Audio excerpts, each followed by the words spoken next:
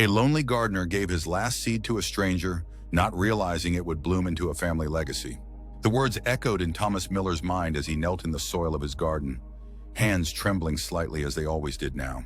68 years old, with knuckles gnarled like the roots of the oak trees that bordered his property, he carefully pressed his fingers into the dark earth. This small patch of land behind his weathered cottage was all he had left. The morning air carried the sharp scent of coming rain, and Thomas lifted his lined face to the sky. Gray clouds gathered above like mourners at a funeral. Appropriate, he thought. Today he would plant his last Himalayan blue poppy seed, the rarest treasure in his collection, the last living memory of Elizabeth. Just you and me now, he whispered to the tiny seed cupped in his palm. The wind picked up, rustling through the nearly empty garden beds where once vibrant flowers had bloomed in magnificent profusion. Now there were just a few hardy perennials, struggling valiantly against the encroaching weeds. Like him, they persisted without purpose, simply because existence was the only option remaining. Thomas hadn't always been alone. For 42 years, Elizabeth had been by his side, her laughter as bright as the sunflowers she loved to grow along their fence line. Together, they had cultivated this garden, transforming the neglected plot behind their modest home into a neighborhood wonder. No children had blessed their union, but they'd nurtured countless plants instead, finding joy in coaxing life from the soil. 3 years ago, cancer had taken her swiftly, too swiftly for goodbyes, for final walks among their blooms, for proper endings. The day they lowered her into the ground, Thomas had placed a perfect blue poppy on her casket.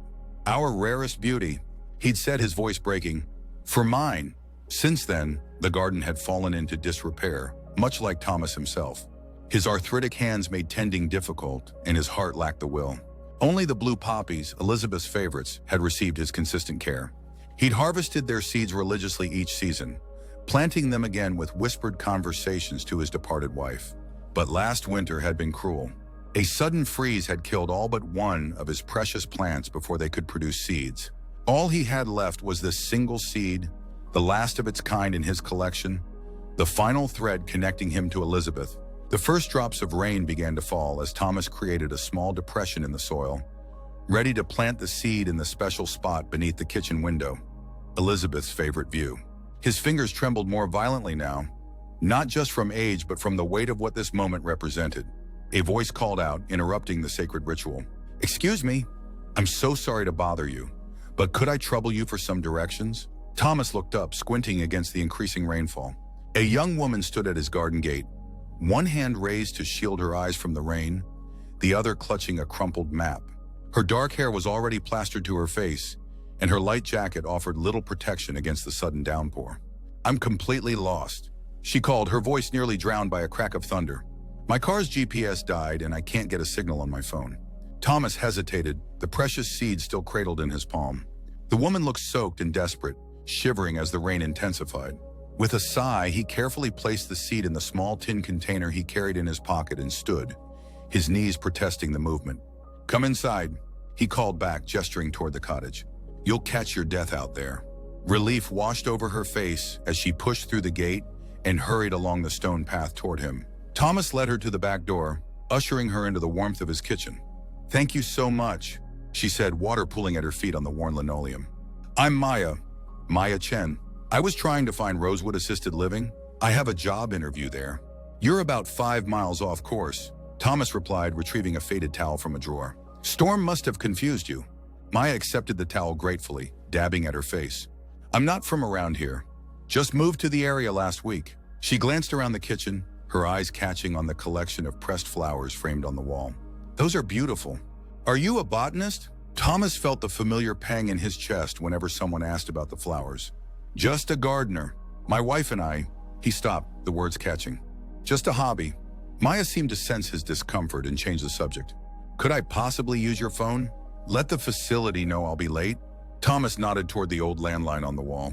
As Maya made her call, he found himself automatically filling the kettle, the routine of making tea for a guest awakening muscle memories long dormant. "Their understanding about the weather," Maya said as she hung up, "rescheduled for tomorrow." She accepted the steaming mug Thomas offered with genuine gratitude. "You're saving me twice over." "Thank you."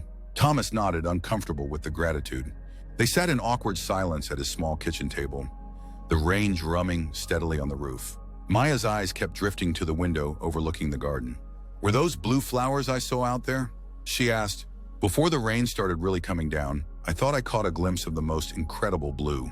Thomas's hand instinctively moved to his pocket, feeling the small tin container. "Himalayan blue poppies. Meconopsis bailey. Nearly impossible to grow in this climate. Took my wife and me years to get it right." Maya's eyes widened. "I've only seen those in books." My grandmother was a gardener in Seattle. She always talked about blue poppies like they were the holy grail of gardening. Something in her enthusiasm sparked a long-dormant ember in Thomas's chest. "They're particular about their conditions. Like difficult people," Elizabeth used to say. "They need exactly what they need, and not a bit more or less." Your wife sounds like she was wise. The simple past tense acknowledgement, free of the awkward condolences or pitying looks Thomas had grown to detest, loosened something in him. She was wiser than me, certainly. The rain continued to fall, but the conversation flowed more easily now. Maya spoke of her grandmother's garden in Seattle, of her recent move after a difficult divorce, of her hopes to start fresh as an activities director at Rosewood. Thomas found himself listening, truly listening for the first time in years. "I've been trying to grow something, anything in my apartment," Maya confessed, "but I seem to kill everything I touch. Even killed a cactus last month, which I didn't think was possible." Thomas surprised himself with a short laugh. "Elizabeth killed a cactus once. Overwatered it out of kindness. That's usually the problem. Too much care, not too little." Maya smiled, and Thomas was struck by how the simple expression transformed her face, bringing warmth to his cold kitchen. Outside, the rain began to ease, sunlight breaking through the clouds in tentative beams. "I should get going while there's a break in the storm," Maya said, rising from her chair. "Thank you again for the rescue." Thomas walked her to the door, giving her careful directions to Rosewood. As she turned to leave, a sudden, inexplicable impulse seized him. His hand went to his pocket, feeling the small tin container with the last blue poppy seed. "Wait," he said, his voice rough. "I have something for you." Maya looked back, curious, as Thomas carefully opened the container and tipped the tiny seed into his palm. "This is a Himalayan blue poppy seed," he explained, his heart pounding strangely in his chest. "The last one from my garden." Maya's eyes widened. "Oh, I couldn't possibly take it," Thomas insisted, surprising himself with his certainty. "Maybe it won't grow for you. Probably won't. They're temperamental things. But maybe," he paused, feeling foolish, "maybe it needs a fresh start too." Maya looked at the tiny seed, then at Thomas's weathered face. Carefully, she extended her palm, and Thomas tipped the seed into it. Their hands touched briefly, his gnarled and spotted with age, hers smooth and young. The contact sent an unexpected jolt through him, a connection to another human being he hadn't felt in years. "I'll do my best not to kill it," she promised solemnly, then added with a self-deprecating smile, "though I can't make any guarantees." "No one can," Thomas replied. "That's the thing about gardening. You do your best, and then it's up to forces beyond your control." As he watched Maya drive away, the seed safely tucked in a small envelope he'd provided, Thomas felt strangely lightened. He had given away the last physical connection to Elizabeth's beloved poppies, yet somehow he didn't feel the crushing grief he'd expected. Instead, there was a curious sense of rightness, as if Elizabeth herself might have approved. That night, for the first time in 3 years, Thomas slept without dreams of loss. A week passed, then 2. Thomas found himself thinking about the young woman and his seed with increasing frequency. Had she planted it? Had she followed his detailed instructions about the soil mixture and light conditions? Had it germinated, or had it failed, as most attempts with the temperamental flower did? The questions nagged at him, drawing him out of the fog of grief that had enveloped him for so long. One morning, he found himself weeding a neglected corner of the garden, then another the next day. Small actions, but they marked a change. On the 15th day after Maya's visit, a knock came at his door. Thomas opened it to find her standing on his porch, clutching a small pot with unmistakable tiny green leaves just breaking through the soil. "It sprouted," she announced, her face alight with excitement. "I couldn't believe it. I've never grown anything successfully before." Thomas stared at the tiny seedling, a lump forming in his throat. "You followed the instructions," he said gruffly, trying to mask his emotion. "To the letter," Maya confirmed. "I even talk to it every morning, like you suggested." She paused, looking suddenly uncertain. "I hope it's okay that I came back. I wanted you to see it.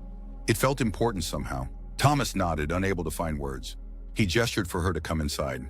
Over tea, Maya told him about her successful interview at Rosewood, her new apartment, her struggles and small victories in establishing herself in a new town. Thomas listened, occasionally offering brief comments or advice. Before she left, he found himself giving her more gardening tips, even retrieving some of Elizabeth's old gardening books from the shelf. "May I come back and show you how it's growing?" Maya asked at the door.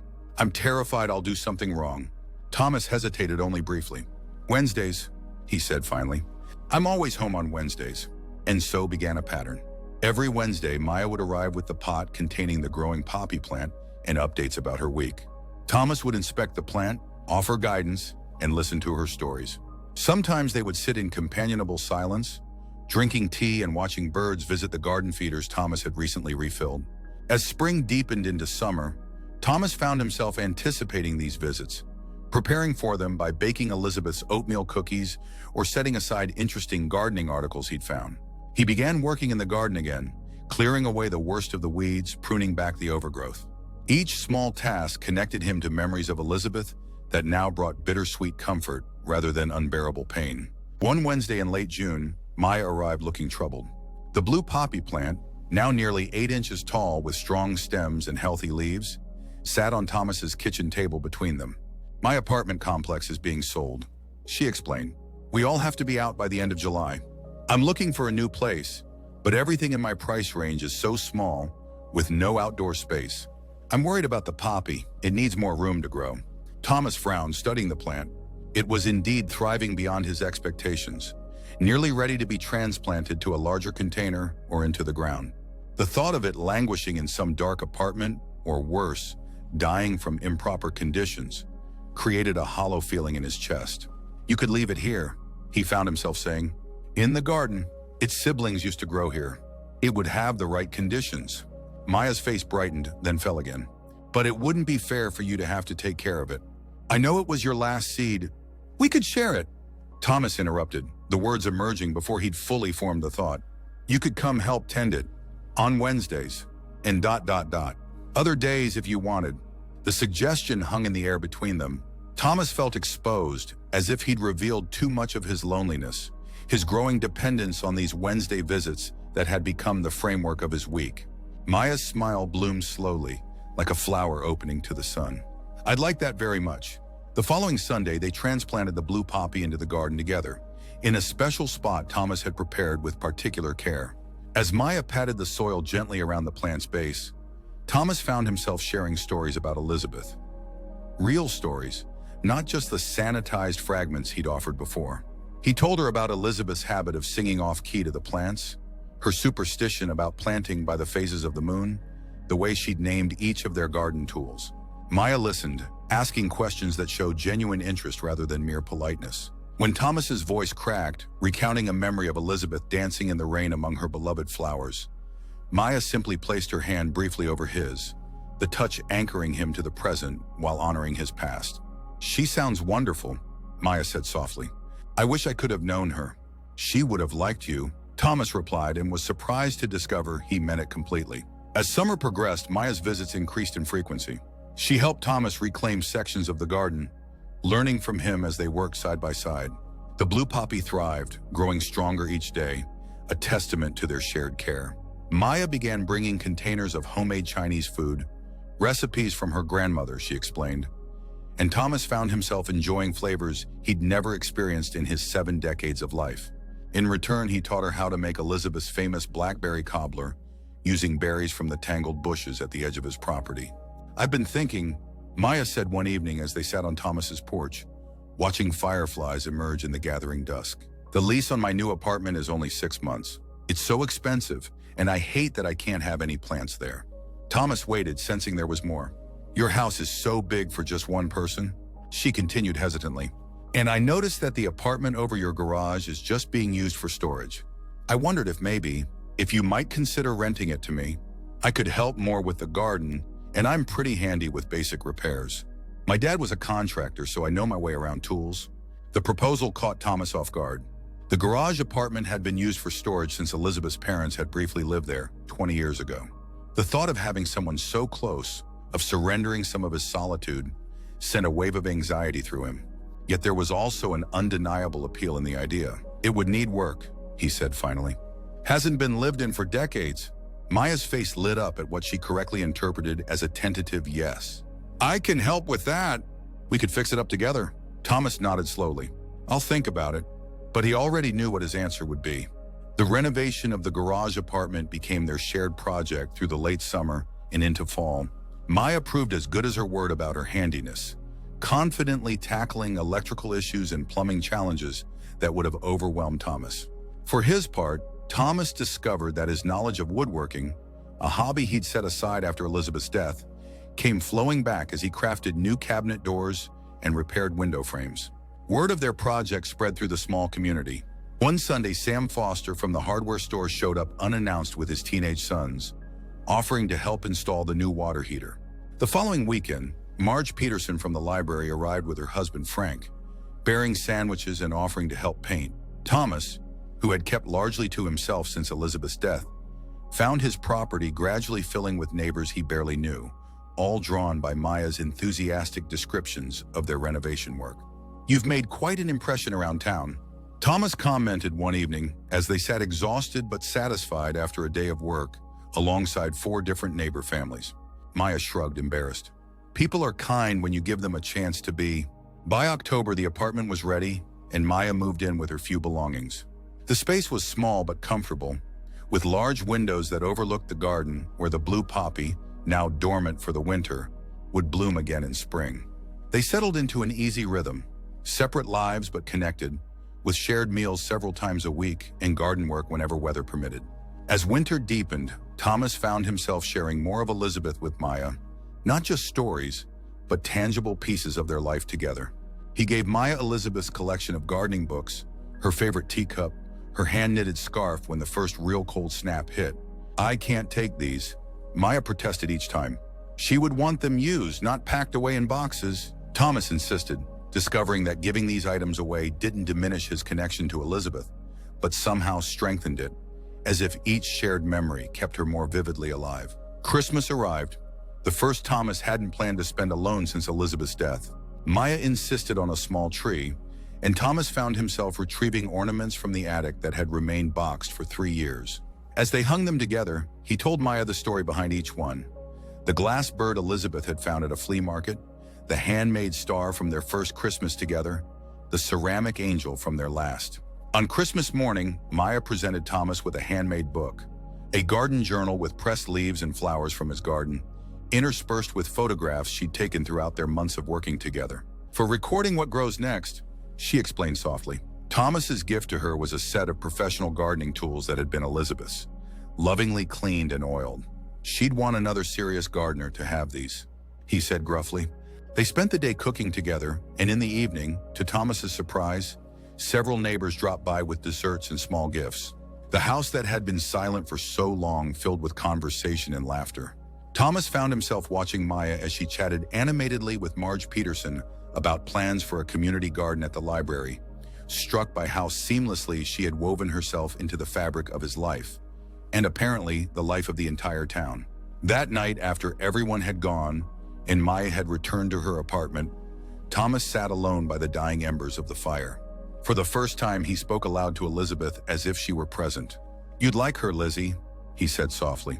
"She reminds me of you sometimes. That same stubborn optimism. That same kindness." He paused, his throat tight. "I think maybe she was the reason I kept going after you left. Like you knew I'd need someone to share that last seed with." The house creaked and settled around him, a familiar sound that had once underscored his loneliness, but now felt simply like home. Spring arrived with unexpected intensity, warming the earth and awakening dormant life throughout the garden. Thomas and Maya worked side by side, clearing winter debris and preparing beds for new plantings. The blue poppy sent up fresh shoots, strong and vibrant. "It's going to bloom this year," Thomas predicted, inspecting the healthy plant. "And it will produce seeds if we're careful." Maya beamed with pride at their shared success. "Our family legacy," she joked. The phrase caught Thomas off guard, stirring something deep within him. Family. The word had lost its meaning for him when Elizabeth died. Their inability to have children had been a private sorrow, softened over time but never fully healed. Now, watching Maya tend to the offspring of his and Elizabeth's beloved flowers, he wondered if family might be something broader than he'd ever considered. As spring progressed, their small household expanded in unexpected ways. First came Jasper, a three-legged cat Maya rescued from the shelter where she volunteered on weekends. Then came regular Sunday dinners, where neighbors and Maya's co-workers from Rosewood gathered around Thomas's dining table that had sat unused for too long. The blue poppy bloomed in late May, an extraordinary azure flower that drew gasps from everyone who saw it. Thomas and Maya tended it with reverent care, ensuring its health and watching for seed production. "We should document this," Maya suggested. "The whole process, from your original plants to this new generation. It's a remarkable story of preservation." Her words sparked an idea in Thomas. Over the next weeks, as the poppy's seeds began to form, he spent hours in his study, emerging only for meals and essential garden work. Maya respected his sudden need for privacy, though he caught her curious glances. On the anniversary of the day Maya had first appeared at his garden gate, a date Thomas had noted carefully in his new garden journal, he presented her with a manuscript. "What's this?" she asked, turning the stack of papers in her hands. "The story of the blue poppies," Thomas explained. "From when Elizabeth and I first tried to grow them 30 years ago, through all our failures and successes, to the last seed I gave you." He hesitated. "I thought maybe the library might be interested." For their local history collection, Maya began reading, her expression softening as she turned the pages. "Thomas, this is beautiful. It's not just about flowers, it's about love and loss and persistence." She looked up at him, eyes bright. "It's your life, part of it," he agreed.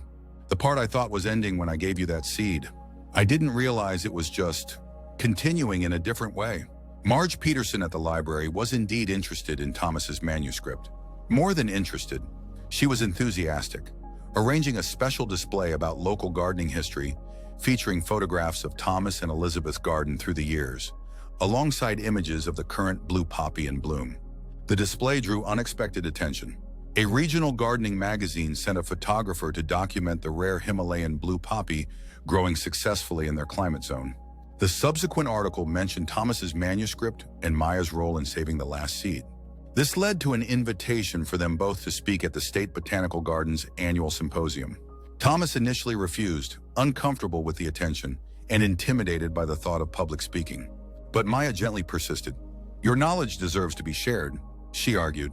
"Think of all the gardeners who could benefit from what you and Elizabeth learned over decades." In the end, he agreed, though his hands trembled as he prepared note cards for his presentation. The day of the symposium, as they drove the 2 hours to the botanical garden, his anxiety nearly overwhelmed him. "I can't do this," he confessed as they parked. "I haven't spoken to a group of strangers since my teaching days, 40 years ago." Maya reached over and took his weathered hand in hers. "You're not alone," she said simply. "I'll be right beside you. And so will Elizabeth, in every word you share about the flowers you both loved." Something in her steady gaze centered him. Thomas nodded, squared his shoulders, and together they walked into the auditorium. Their presentation, Thomas speaking about the technical challenges of growing Himalayan blue poppies outside their native range, Maya describing their experience with the last seed, was received with genuine enthusiasm. Afterward, they were surrounded by gardening enthusiasts, asking questions and sharing their own stories of preserving rare plants. One conversation changed everything. Dr. Anoli Namrastufern, Ileana Rodriguez, director of the Botanical Gardens Rare Plant Conservation Program, took them aside. "What you've done, preserving this particular strain of Meconopsis through such challenges, it's exactly the kind of conservation work we're trying to promote," she explained. "Would you consider allowing us to include your poppy in our seed bank program? And perhaps serving as community advisors for our home gardener conservation initiative?" Thomas and Maya exchanged glances. "What would that involve?" Thomas asked cautiously. "Sharing your knowledge, helping us develop guidelines for home gardeners interested in preserving rare varieties, perhaps hosting occasional workshops." Dr. Rodriguez smiled. "Based on your presentation today, I think you'd be perfect." The invitation opened a new chapter. Over the following months, Thomas found himself drawn out of retirement and into a role he'd never anticipated, that of teacher and conservator. The garden, once his private sanctuary and then his prison of grief, transformed again into a demonstration site where gardeners from across the region came to learn about rare plant preservation. Maya thrived in this new environment, her natural warmth and enthusiasm complementing Thomas's deep technical knowledge. She began taking horticulture classes at the community college, bringing fresh scientific understanding to supplement Thomas's lifetime of practical experience. The blue poppy, meanwhile, produced viable seeds, 27 in total from that first bloom. With meticulous care, Thomas and Maya germinated them, creating a new generation of the rare plants. As the seedlings grew, they carefully distributed them to selected gardeners who had demonstrated the commitment and skill necessary to nurture such demanding plants. Think of it as creating a living seed bank. Maya explained to one such recipient, a retired botanist who had traveled 3 hours to receive her seedling. If each of us can grow these successfully and share seeds responsibly, this particular strain will never be lost. Thomas, overhearing this explanation, felt a swell of emotion he couldn't immediately identify. Later that evening, as they sat on the porch watching fireflies, he found the words. "It's a family," he said quietly. "What we're creating with these gardeners, these plants, it's a kind of family." Maya's smile in the gathering dusk was tender. The best kind, chosen, connected by care rather than obligation. Thomas nodded, thinking of how his understanding of family had expanded and shifted. There was Elizabeth, always present in his heart. There was Maya, who had begun as a stranger and become something between daughter and friend. There were the neighbors who now regularly gathered in his garden, the fellow gardeners who called or wrote with questions, the students from the community college who came for internships under his guidance. And there were the blue poppies, Elizabeth's favorites, now spreading through carefully tended gardens across the region. Each plant a living legacy of love and persistence. 5 years passed in this new rhythm of life. Thomas's botanical manuscript expanded into a proper book, published by a small regional press specializing in gardening titles. The garage apartment remained Maya's home, though she had opportunities to move elsewhere as her career at Rosewood advanced. Their garden, for it was truly theirs now, became a recognized conservation site with regular open days that drew visitors from across the state. Thomas, now in his mid-70s, found his health beginning to decline. His arthritic hands made detailed garden work increasingly difficult. His heart, which had survived the shattering loss of Elizabeth, now sometimes fluttered irregularly, requiring medication and occasional hospital visits. During one such hospital stay, as he lay connected to monitors that beeped softly in the antiseptic quiet, he voiced his deepest fear to Maya. "What happens to the garden, to the poppies, when I'm gone?" Maya, who had barely left his side for 3 days, took his hand gently between hers. "The same thing that happened when you gave me that last seed," she said firmly. "They continue. They grow. The legacy lives on." Thomas shook his head, frustrated by her gentle evasion. "I need to know it's planned for, Maya. I need to know they'll be protected." Maya was silent for a long moment. When she spoke, her voice was steady but thick with emotion. "I've been offered the director position at the community college's new horticulture program." Thomas blinked in surprise. Maya had completed her associate's degree in horticulture while working at Rosewood, but he hadn't realized she was being considered for such a position. "They want to establish a conservation garden on campus," she continued, "with a focus on rare plant preservation and community education." She squeezed his hand. "I told them I would only accept if they agreed to name it the Miller Conservation Garden, and if they would protect our blue poppy collection in perpetuity." Thomas felt tears gathering in his eyes. "You shouldn't make career decisions based on an old man's worries." Maya's own eyes glistened. "I'm making them based on what matters most. The work we've done together these past 5 years. It's important, Thomas. It deserves to continue, and I want to be the one to ensure that it does." Thomas was released from the hospital a week later, returning to find that neighbors had maintained the garden immaculately in his absence. As summer turned to fall, he and Maya began the careful work of documenting every plant in the garden, creating detailed care instructions, and selecting which specimens would eventually be transplanted to the new conservation garden at the college. The blue poppies, now a thriving colony of over 30 plants descended from that single seed, would form the centerpiece of the new garden.